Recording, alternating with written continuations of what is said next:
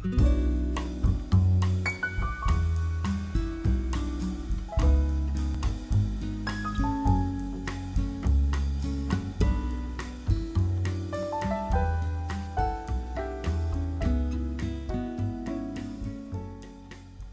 to výzva pre mňa v každom prípade, pretože je to obrovská zodpovednosť voči všetkým učiteľom, ktorí učia na základných školách a s takýmto materiálom pracujú, ale povedala som si, že prečo nie, veď ako skúsenosti s tvorbou učebníc mám a ten autorský kolektív je zložený z ľudí, o ktorých si myslím, že majú čo ponúknuť niečo nové a zároveň aj preto, pretože sú v dennodennom kontakte so súčasnými žiakmi, a teda vedia, čo žiakov zaujíma, takže vedia priniesť aj nové prvky a preto som si povedala, že tak teda OK, ideme do toho. Je nás spolu 7, vrátane mňa a ten tím vlastne pozostáva z učiteľiek, ktoré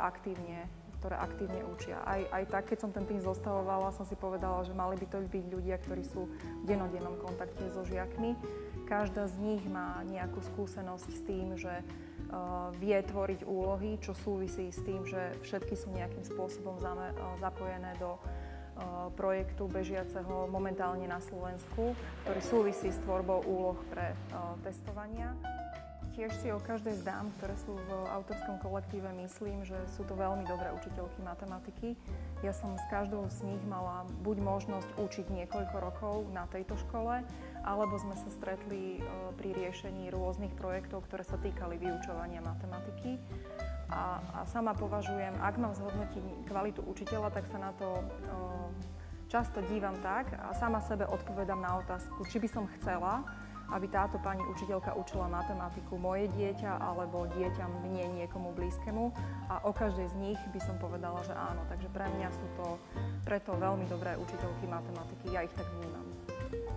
Moja pedagogická prax, dá sa povedať, že už začala na základnej a strednej škole, keď už som sa hrala na učiteľku a vysvetľovala som svojim spolužiakom nejaké veci a to vlastne bolo aj pre mňa dôvod, že som pochopila, že ja raz budem učiteľkou. A už počas vysokej školy som učila 3 roky, ale i informatiku. A keď mám teda odpovedať, ako mám dlhú kvalifikovanú prax, čo sa týka vyučovania na základnej alebo strednej školy, tak je to 13 rokov, čo aktívne učím. A čo sa týka didaktickej praxe,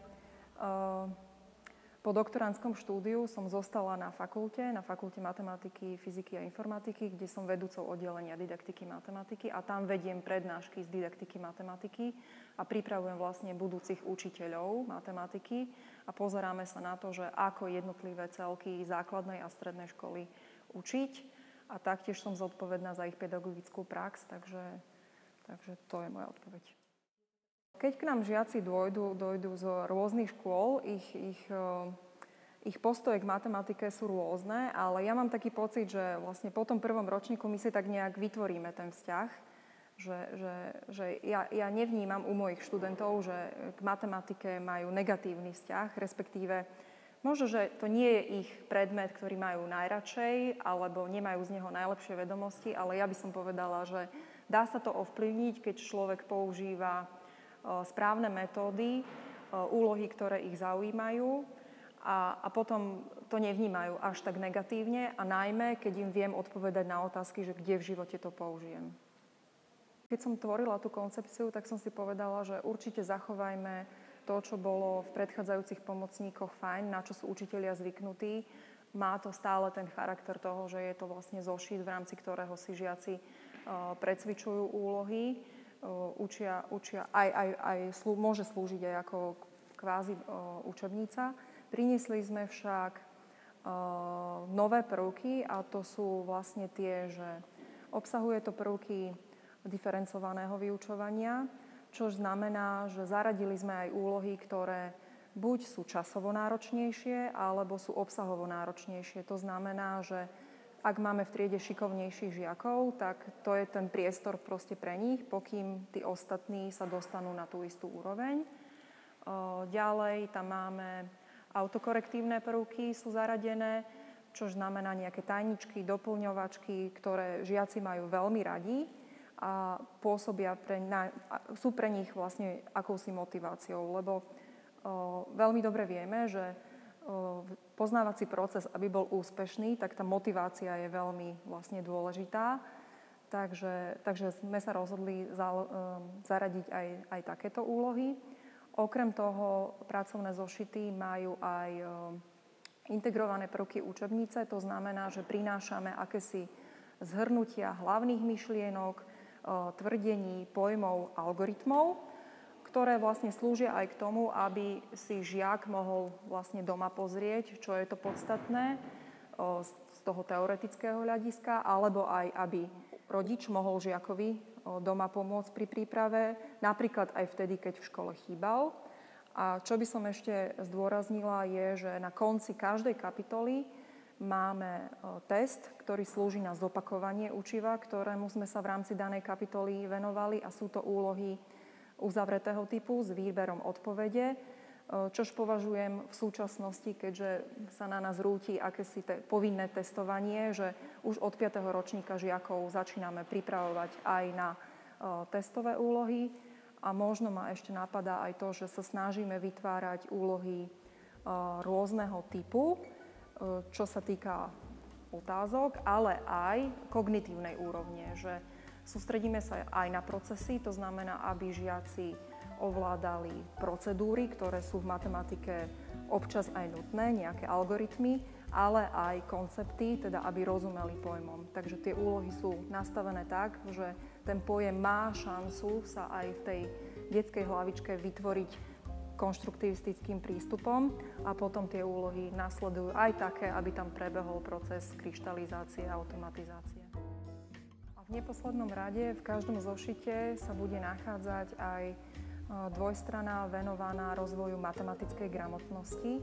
S tým súvisí, že tie úlohy majú nejaký dlhší kontext, dlhší začiatok, teda rozvíjame aj čitateľskú gramotnosť a s tým súvisí aj rozvoj miestami finančnej gramotnosti. Teda pripravujeme žiakov aj na úlohy, ktoré súvisia s reálnym životom, aby videli zmysel, že kde sa tá matematika v živote vlastne nachádza. Lebo to je tá častá otázka, ktorú vám kladú, že na čo mi to bude. Tie integrované prvky učebnice znamenajú to, že v podstate stále máme pracovný zošit, v rámci ktorého žiaci môžu a budú teda počítať príklady, ale sú tam aj tie prvky učebnice, že máme zovšeobecnené tvrdenia, algoritmy a v podstate ten žiak, respektíve učiteľ, by si s týmto pracovným zošitom mal vystačiť, že nebude k tomu potrebovať už nič navyše. Ku každému zošitu, ktorý vlastne plánujeme urobiť tak, že pre každý ročník máme 2 zošity, tak ako to bolo vlastne doteraz, tak teraz novinkou bude, že ku každému zošitu je zošit pre učiteľa s vyriešenými úlohami, ale aj s metodickými poznámkami. Taktiež pripravujeme pre každý ročník tematicko-výchovno-vzdelávací plán, ktorý bude presne kopírovať tú štruktúru, ten obsah, ktorý bude v nových pomocníkoch. Okrem toho na webe sprístupníme aj úlohy, ktoré sa nám bohužiaľ nezmestili vzhľadom na limitovaný počet strán, takže tá banka úloh, ktorú ponúkame, bude ešte vyššia a tiež plánujeme v priebehu toho celého procesu pripraviť na internete aj písomky pre učiteľov